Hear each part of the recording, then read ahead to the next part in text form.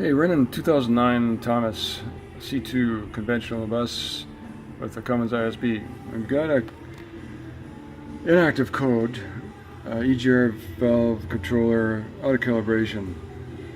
So the final decision is to replace the EGR valve.